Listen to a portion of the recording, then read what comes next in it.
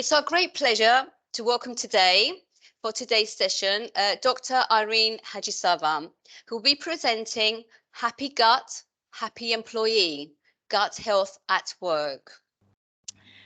Gut symptoms affect both professional lives and personal lives because they can lead people to missing out on social activities and feeling isolated.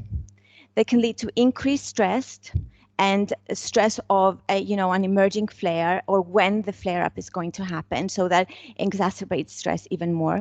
It can affect relationships, both professional and social, dating, personal relationships. It can make people afraid to travel or to even use public transport, so it makes them feel very isolated and afraid to leave their homes.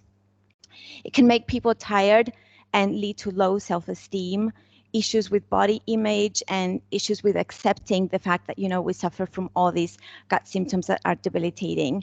And it can also lead to severe food restrictions. So my mission is to educate about gut health and to give ways to both manage symptoms, but also to help us invest in gut health so that we can have good health and overall well-being in the future. And we have to appreciate that when we talk about gut health, there is not a one size fits all approach, because we all have individual bodies. We're all, have our own individual gastrointestinal symptoms. But in general terms, when we define good gut health, it means that our bodies are able to digest food and absorb food properly and efficiently so that we can grow and we can thrive.